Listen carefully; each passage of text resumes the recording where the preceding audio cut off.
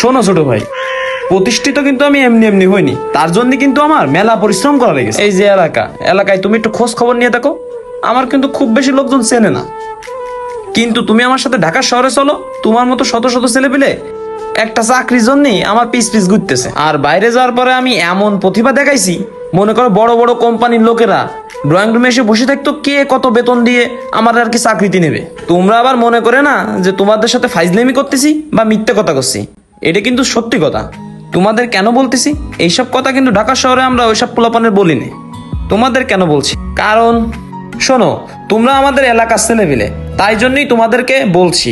তোমার আব্বার নাম জানো কি? আমার আব্বার নাম তো শহীদুল। আরে দেখো দিন অবস্থা, তুমি শহীদুল কাকার ছেলে? এই তুমি কি খাবা? দোকানে তো সেরকম কোনো কিছু দেখতিস না। কোল্ড ড্রিঙ্কস টোল্ড ড্রিঙ্কস খাবা? আনাবো? না ভাই, কিছু খাবো না।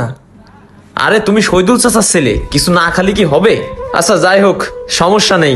এই তুমি তোমার আব্বারে আমার কথা বলে নে, বুঝিছো? তাহলে দেখে নে, মেলা খুশি হবে না। বলবা তোমাদের বাড়ি আমার দাওয়াত, জুয়েল ভাই আসবে না। আচ্ছা তোমার আব্বার নাম কি? তোমারে তো চিনতে পারলাম না। আমার আব্বার নাম তো মাজে। তুই মাজেদের ছেলে? দাঁড়া দাঁড়া, তুই আমার সামনে বসে আছিস? দাঁড়া, তুই মাজেদের ছেলে আমার সামনে বসে আছিস কিভাবে?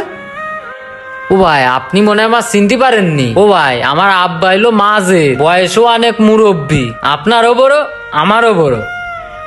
এই তুই কবে কবে বড় হয়েছিস আর আস্তে একটা বেয়াদব হয়েছিস? তুই মাজেদের ছেলে আমার সামনে বসে আছিস? আমার আব্বা কি কোনো দোষ করেছে ভাই আপনার সাথে?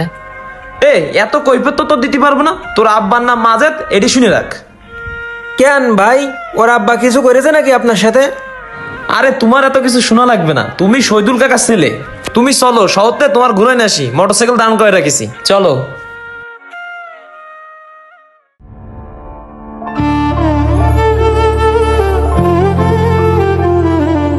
আব্বা সবই তো শুনলে, যদি এরকম হয় তাহলে তোমার সাবাল গ্রামে কিভাবে চলাফেরা করবে কও? আমি ওই জায়গায় বসে রয়েছি, আমার আব্বার নাম শোনা মাত্রই কি অসম্মান, কি খারাপ ব্যবহার আমার সাথে। এ কোনো কাজ? শুধু ওই জায়গা না, এলাকায় বিভিন্ন জায়গায় তোমার নাম শুনলি আমার দিকে কিরাম আর চোখি তাকাই। আমার এগুলো ভাল লাগে না। এর কারণটা কি? অতীতে তুমি কি করিস তুই কতদিনই শুনি।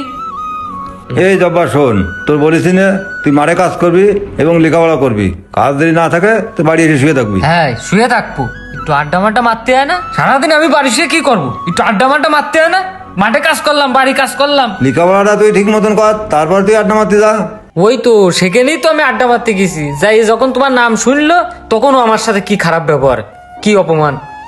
এই তোর সাথে যখন খারাপ ব্যবহার করে তাহলে ওখানে তুই যাস নে, ওর সাথে মিশার দরকার নেই, তুই বাড়ি এসে শুয়ে থাকবি।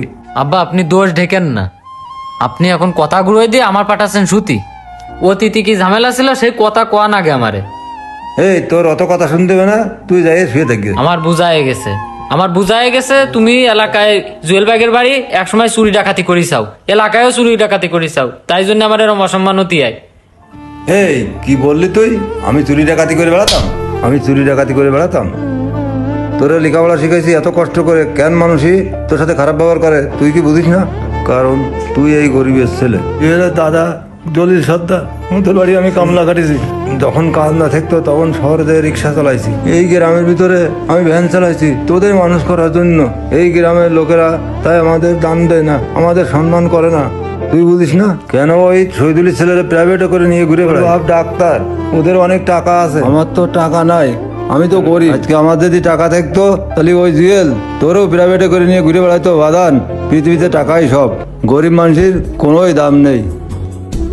একটা কথা মনে রাখবেন, আল্লাহ চাইলে মাজেদের জায়গায় আপনিও থাকতে পারতেন।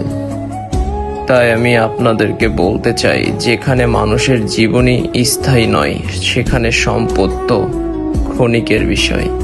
দরিদ্র খেটে খাওয়া মানুষের কেন জানি এ সমাজ আর এখন সম্মান দিতে চায় না। এই সমাজ ভ্যানওয়ালা, রিক্সাওয়ালা, ড্রাইভার, দিন মজুর, বাড়ির কামলা দেওয়া এই মানুষগুলোকে অপমানের শ্রেষ্ঠ স্থানে রাখে।